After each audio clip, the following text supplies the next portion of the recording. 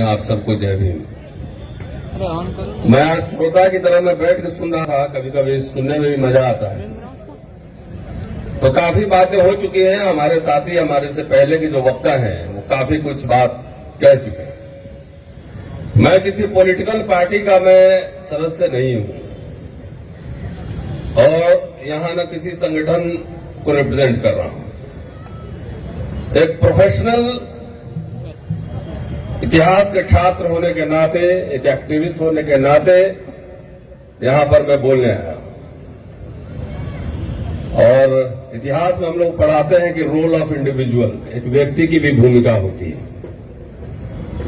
और इतिहास जो है बहुत ही गंभीर और गूढ़ विषय है। आपको लगता होगा कथा कहानी नहीं। एक उदाहरण देता हूं, उसके बाद बात आगे बढ़ाऊंगा। सरकारें अगर बदलती हैं, चाहे केंद्र में हो चाहे राज्य में हो, कहीं भी सरकार बदलती है तो सबसे पहला काम करती है सरकार क्या? सबसे पहला काम करती है कि वो इतिहास का टेक्स्ट बुक बदल देती है। वो फिजिक्स और केमिस्ट्री नहीं बदलती, वो इतिहास का टेक्स्ट बुक बदलती है। इसलिए इतिहास ऐसा गंभीर विषय है, अगर पूरी जानकारी और समझ ना हो तो उसमें हाथ ना डालें, अदरवाइज समाज को गुमराह करेंगे।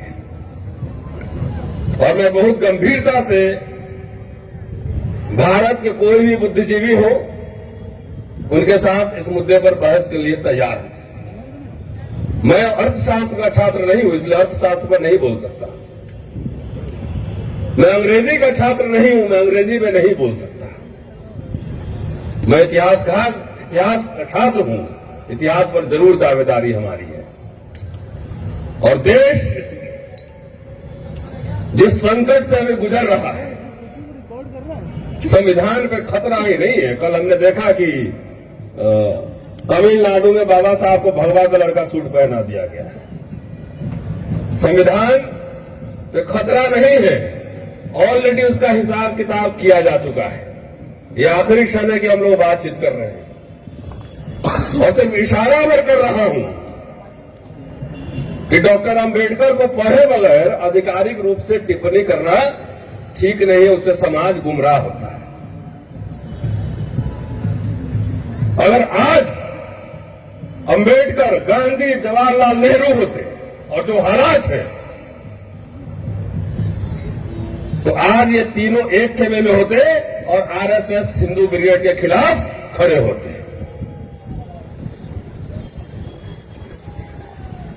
भाई मोदी जी कह रहे हैं 70 साल में क्या हुआ क्या हुआ, तो 70 साल में जो हुआ था कि हम लोग सब सफेद सफेद कुर्ता पजामा शर्ट पैंट पहन के बैठे हुए, तो वो आपके शत्रु नंबर 1 हो गए। और जो 70 साल में बना था उसको बेच के बर्बाद कर रहा है और आपकी कमर तोड़ रहा है, वो आपके शत्रु नंबर 1 नहीं है। इतिहास 24 कैरेट गोल्ड नहीं होता है, संभावनाओं का खेल होता है।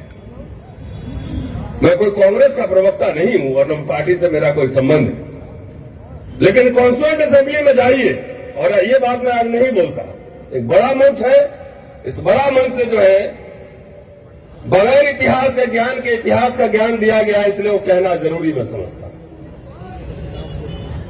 बंगाल का जब पाकिस्तान विभाजन हो गया था तो डॉक्टर अंबेडकर की सदस्यता खत्म हो गई थी। वो फिर राज्यसभा में कैसे आए, कॉन्स्टिट्यूएंट असेंबली में कैसे आए? 1948 में जो भाषण उन्होंने दिया था लखनऊ में, क्या बोला था? यहां पृथक निर्वाचन हमें नहीं मिला, लेकिन इसमें कोई बहुत गंभीर बात नहीं है, किसी को भी नहीं मिला। हमें सब कुछ नहीं मिला, लेकिन हमें बहुत कुछ मिला। ये लोग पढ़ते नहीं है। 24 अप्रैल 1948 का जाकर देखिए, पंत सरकार के खिलाफ जो भाषण वहां दिया गया था, दिल्ली में हंगामा मचा था। उसी 70 साल में स्पेशल रिक्रूटमेंट ड्राइव निकला, रिजर्वेशन लागू हुआ, जितना भी लागू हुआ, एक मिडिल क्लास बन गया, बाबुओं का संगठन बन गया। और आज निजीकरण हो रहा है, सारी नौकरी खत्म हो रही है, तो ये नहीं दिख रहा है। मैं थोड़ा बहुत राजनीति समझता हूं। अगर आज मुझे 50+1 में सरकार बनती है ये बीजेपी सरकार जिस तरीके से नेस्तनाबूद कर रही है संस्थाओं को, चाहे इलेक्शन कमीशन हो, सुप्रीम कोर्ट, कोई भी संस्था देख लीजिए, आज इस बीजेपी को हराने के लिए कोई भी ग्रैंड अलायंस बनता है उसके साथ खड़ा होगा। अभी मैं गांधी और अंबेडकर को लड़ाने के मूड में नहीं, जो लोग लड़ा रहे हैं वो समझे आज किसकी वो मदद कर रहे हैं। अरे अंबेडकर साहब ने यह भी तो लिखा है किताब में, पढ़ो कि मैं किसी सिद्धांत विहीन दलित के साथ बैठने से बेहतर होगा मैं गांधी के साथ बैठूंगा, क्योंकि गांधी के साथ मेरी वैचारिक लड़ाई है। ये नहीं पढ़ा?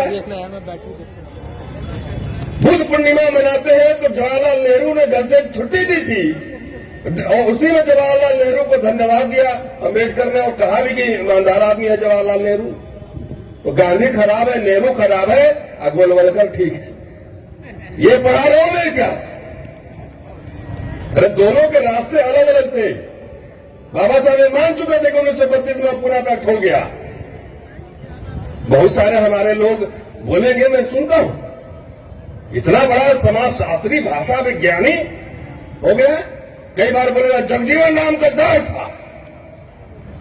तो जब आजादी हो गई, पुनः पैक्ट लागू हो चुका था, बाबा साहब के परिनिर्वाण के बाद जगजीवन राम ही बड़ा नेता था। उसके जमाने में जितना रेलवे में, टेलीग्राफ में नौकरी मिली, यहाँ पे तोड़ निकल गए, वो नहीं सुनाई दे रहा है। तोड़ निकल गए तो वही कह रहा है कि गद्दार आदमी था। मैं कोई कांग्रेस का प्रबंधक नहीं, समीक्षा कर रहा हूं इतिहास के छात्र होने के नाते। मोदी साहब पूरा आरएसएस बर्बाद कर रहा है, उस पर अटैक नहीं है, अभी अटैक है। क्या जरूरत है अभी अंबेडकर और गांधी को आमने सामने करने को? उसकी समानता ढूंढो, और नहीं तो जिसको बहस करना है किताब लेके आओ, पेज नंबर लेके आके मैं भी बहस करता हूं। मुल्क संकट में, संविधान संकट में 24वें अगर आ गया तो मनुस्मृति आधा तो लागू ही है, पूरा लागू हो जाएगा। गांधी को, जवाहरलाल नेहरू को गाली देते रहना, जगजीवन राम। जिस दिन से जात जात की पार्टी बनी है, नोट कीजिए, 90 के बाद जात जात की पार्टी बनी है, उसी दिन से बहुजनों की हकमारी शुरू हो गई। आप कह रहे हैं मुझे हिस्सेदारी मिले, मैं कह रहा हूं अडानी और अंबानी को नेशनलाइज करो, नेशनलाइज करो। ये नेशनलाइजेशन इंदिरा गांधी के जमाने में हुआ, ये याद नहीं है। स्पेशल कंपोनेंट प्लान आया, याद नहीं है। नौकरी मिली।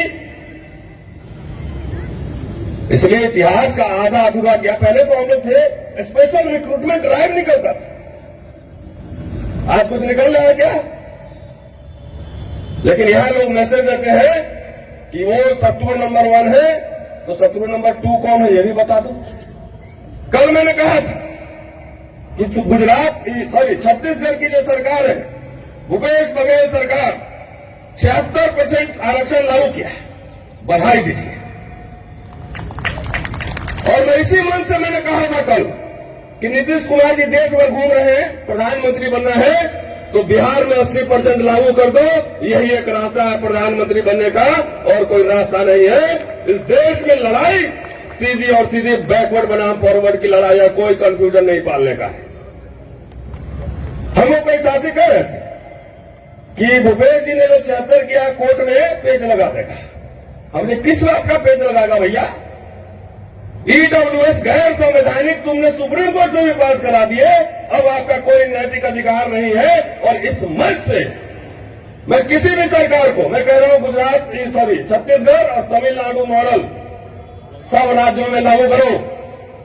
अगर कोर्ट उसमें पेच लगाती है तो कोर्ट की बात मत मानो, कोई जरूरत नहीं कोर्ट की बात मानने की। कोर्ट अगर संवैधानिक बात कहेगा तो उसका सम्मान है, और गैर संवैधानिक बात कहेगा तो उसका सम्मान नहीं है। ये बात साथियों, बहुत सारे अभी भाई चंद्रशेखर भी है, कई लोग बोलने वाले हैं, बहुत ज्यादा नहीं बोलूंगा। एक बात कह के बात खत्म करूंगा। इतिहास की समझ बनाइए। घर में भी झगड़ा होता है ना, तो जो मजबूत रहता है उसके खिलाफ जो है जितने कमजोर है एक तरफ अपना गठबंधन बना लेते हैं। अब देश की राजनीति करने चले हो, इतनी समझ नहीं है। मैं तो कहा हूं कि यहां से बहुजन घोषणा पत्र जारी कीजिए, मुझे चुनाव नहीं लड़ना है। जो नेता घूम रहा है कि नरेंद्र मोदी के पार्टी के लोग आए, बोले बताओ इसमें क्या स्टैंड है, राहुल गांधी अभी भारत जोड़ो यात्रा कर रहा है, चलो 500 आदमी खड़ा हो जाओ बहुजन एजेंडा लेकर, कि बताओ इसमें क्या स्टैंड है। यहाँ तो अपने अपने चक्कर में रहते हैं लोग। इतने इतने नौजवान लड़का सब पता नहीं कहाँ है, हमारे रिटायर्ड लोग सब मिशन चला रहे हैं। बहुजन एजेंडा हमें नहीं चुनाव लड़ रहे हैं, यहाँ बहुत व्यक्तिवादी, बहुत महत्वाकांक्षी लोग हैं। महत्वाकांक्षा थोड़ी बड़ी बना लो।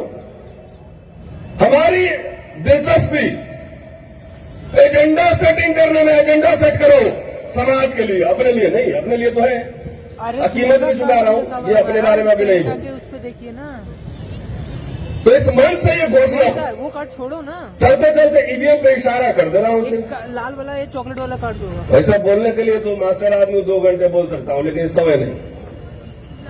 जर्मनी की फॉरेन मिनिस्टर आई हुई अभी भारत में, फोटो देखा हुआ अखबार में। और ईवीएम पे हम लोग लगातार सवाल उठा रहे हैं कई वर्षों से। जर्मनी की फॉरेन मिनिस्ट्री, वहां पे इलेक्शन कमिश्नर जो है ले जाके बटन दिखवा के, ऐसे बटन का फोटो लगा हुआ है, आप मेरे ट्विटर पे और फेसबुक पे देख लीजिए। वो ऑथेंटिसिटी ले रहा है कहां से? जर्मनी से।